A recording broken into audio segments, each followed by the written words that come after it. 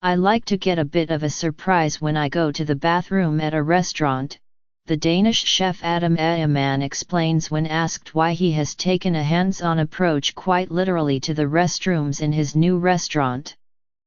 Diners freshening up at Egeman's 1921, which opened in Copenhagen in August and offers a modern take on classic Danish cuisine, are given a choice of 2 liquid soaps.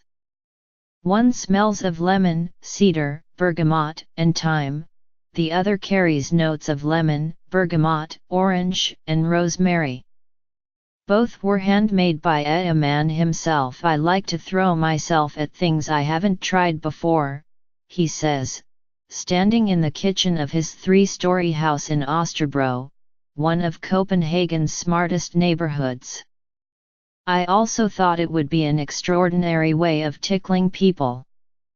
In particular, Egeman wanted to create the full experience at Egeman's 1921, for diners to return to the table with one hopes clean hands that smell like the herbs used in the kitchen.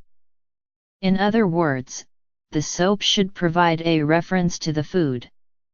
At Egeman's 1921, that means smørrebrød, Denmark's traditional open-faced sandwich, adorned with fixings that include marinated herring, matured cheese, kohlrabi, and pickled onions. Aromatic herbs adorn most dishes. It won't surprise seasoned observers of the Danish culinary scene that Egeman is making his own soap. The 43-year-old is credited with restoring the reputation of smørrebrød. The dish had fallen out of fashion when, in 2006, Egeman opened a deli in Copenhagen and began making it with fresh, seasonal ingredients produced from scratch, such as fermented herring, pickled vegetables, and sourdough bread. For Egeman's 1921, he even bought a stone mill so that he could produce his own flour. At the time, Egeman's decision to focus on smørrebrød was unusual. Few chefs took the lunchtime staple seriously, while contemporaries such as René Redzepi, the head chef at Noma, were focused on the big picture, promoting sustainability, seasonality, and Nordic culinary traditions such as fermenting and curing to bring about a food revolution and change the way Danes ate. But Egeman's gambit paid off, and today he's one of Denmark's best-known chefs. He is the author of 4 cookbooks, presents a food program on DR, Denmark's public service broadcaster, and in 2007 received a prestigious award from the Danish Gastronomic Academy.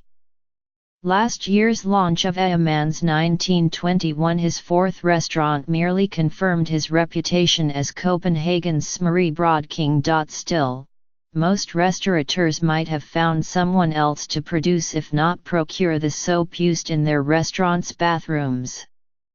Both of those options were on the table, too, of course, Egeman says. But, of soap making, he says, but then I googled it and saw it wasn't that complicated. To prove his point, Egeman sets up a production line on his kitchen countertop, where last August he produced about 20 liters of soap for the new restaurant.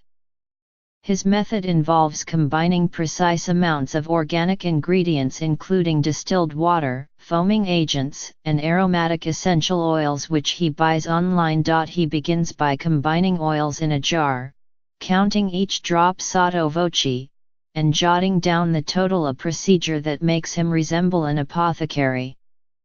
Egeman tests numerous combinations, constantly making adjustments. Let's try 10 drops of thyme, 7 of lemon. Sometimes he crinkles his nose.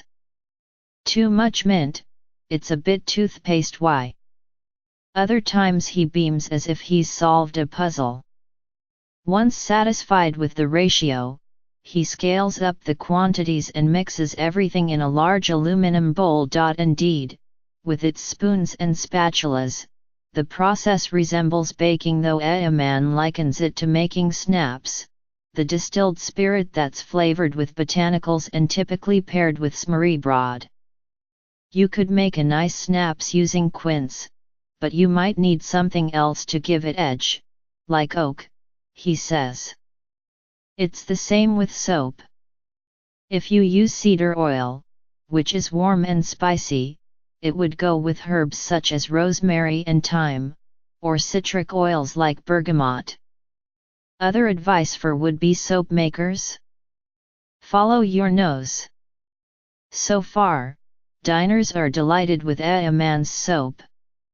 It's had a huge impact on guests, with many wanting to know where to buy it, he says. His peers, however, are annoyed they didn't come up with the idea themselves. He jokes. A Man has no plans to sell his soap, however. Instead, he wants to ramp up production and make enough for all of his restaurants. And with supplies of the first batch running low, A Man is working on new recipes, using ginger, mint, and cinnamon. But he won't be drawn out on the details. After all, it's meant to be a surprise.